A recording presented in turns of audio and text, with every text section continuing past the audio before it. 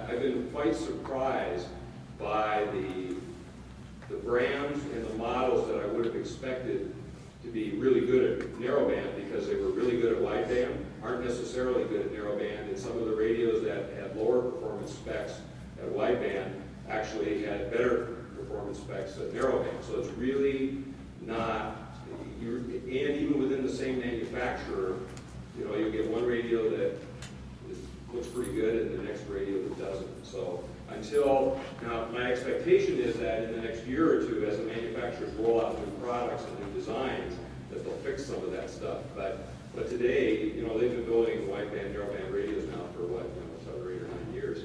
When you do that, you know, some of the earlier radios and the stuff that's being produced today is really not, you know, some of it's not top, what I call, you know, really high tier performance. But so just check the data sheets. I mean, you can sometimes really be surprised at why, and look for the hum and noise. I mean, I don't know how many people in the past have ever really paid much attention to transmitter hum and noise, and some of those, probably not most people. But in narrow banding, it makes a difference, and you can see that those levels are starting to come up. Another question? What are you using for a propagation modeling tool for your studies? Depends a little bit on we use RadioSoft with some Kentucky windage based on our experience. So that's what we use. The model we use, we have a tendency to sort of favor lonely rice, but lonely rice has a tendency to be a little conservative, and which is good if you're predicting coverage, but it's not so good if you're doing interference. So, because you know the interference always gets you, you know, it's always better. The interference is always higher than you expect, and your desired signal levels are always lower than you expect. So, you know, again, Murphy.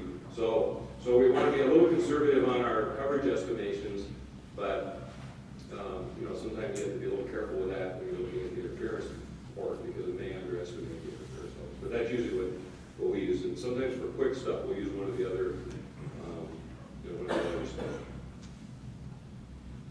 One more question, Joe. It appears that Motorola doesn't like to officially endorse the MTR 2000 for simulcast operation. From what I understand, that there's a lot of them fielded successfully. They have the external, high stability reference option. Do you think that's just market driven, or do they know something about their own product that they feel comfortable about endorsing for simulcast?